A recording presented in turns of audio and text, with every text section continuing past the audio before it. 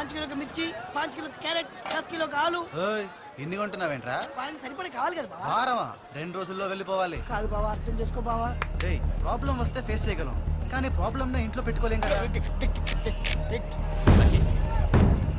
Lucky కిదరే చిల్లరదే ఏది అయినా ఏమైందిరా ఇక్కడ అయిపోయావు? మాట వచ్చింది. మాట రావడం ఏంట్రా? ఆడు వెళ్ళిపోయాడుగా. ఎవడ్రా వాడు? అదే మీ జానకి ఎవరు? జానకి లవరా? ఎక్కడ్రా వాడు? నమస్తే మాజీ. చాలా అదృష్టవంతుడివి బాబు. నీ మరదలు రామాయణంలో 2 శ్లోకాలు పాడింది. అచ్చంగా సీతాదేవి కళ్ళ ముందు కూర్చొని పాడినట్టుగా ఉంది. దీనికేంటి ఇంత ఫాలోయింగ్ పెరిగిపోయింది? ఇందులో మసాలా పెట్టి గుత్తి వంకాయ కూర వండితే చూసావా, గుత్తొంకాయ అదర కొడతావా చెల్లమ్మా? ఇరగ తీస్తా అన్నయ్య. నా బంగారు తల్లి. మరి దోసకాయ పప్పు దరదలాడిస్తా. అబ్బా, అచ్చట్టుగా నువ్వు వండితే అందరం కూర్చొని పోంచేద్దాం అమ్మా. తిందామన్నా బాగుంది, ఈ చేయమండవే బాలేదు. ఏమ్మా, నాకు వంట చేయడం రాదు. వంట రాదా? మరి దడదడలాడిస్తాను ఎర్రగదిస్తాను అన్నావు.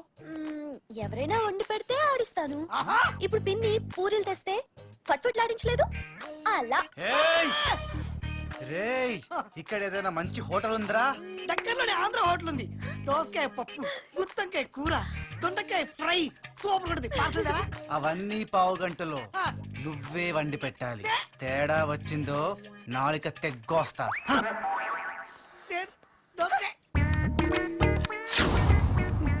10,000 తీసుకున్న పాపానికి నా కర్మ ఇలా గాలింది. ఏంటన్నయ్య, నీకు మరీ ఇంత మంచితనం పనికిరాదన్నయ్య. నువ్వింత కష్టపడుతుంటే అతను కాలు మీద కాలేసుకుని ఫోన్ మాట్లాడుతున్నాడు. పోనీలే అమ్మ, వాళ్ళ అమ్మకు క్యాన్సర్. చూడు, క్యాన్సర్ తల్లితో ఫోన్లో ఇలాగైనా మాట్లాడేది. ఉండు, నీ వెళ్ళి అతన్ని అడిగేస్తాను. వద్దమ్మా, నువ్వు వెళ్ళి వాడిని అడుగుతావు, వాడు వచ్చి నన్ను బాగా అడుగుతాడు. ఇలా ఎంతకాలం అన్నయ్య? నాకు బాగా మండే దొరకమ్మా. నాకు తెలుసన్నయ్య, నీ లోపల ఒక చిరుత పులుంది, కానీ బయటికి చింపాంజీలా కనిపిస్తావు.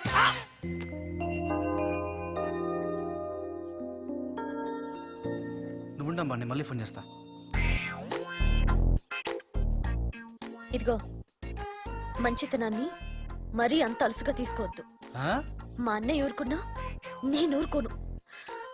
మనిషికి ఇంత స్వార్థం పనికిరా. నాకు స్వార్థమా? రేయ్, జాబిల్లి బోని కట్టి గుండెల్లో నచ్చేదావే గంటే కొట్టి. ఎక్స్క్యూజ్ మీ, మనకు జ్వరం వచ్చినప్పుడు మనకు జ్వరం వచ్చినప్పుడు అమ్మ పక్కనుంటే బాగుంటుంది. మనకు భయం వేసినప్పుడు నాన్న పక్కనుంటే బాగుంటుంది. మనకు బాధగా ఉన్నప్పుడు స్నేహితుడు పక్కనుంటే బాగుంటుంది. బట్ మనం ఆనందంగా ఉన్నప్పుడు మాత్రమే ప్రేమించిన అమ్మాయి పక్కనుంటే బాగుంటుంది. ఇలా మాట్లాడితే పక్కన పోలీసు ఉంటే బాగుందనిపిస్తుంది.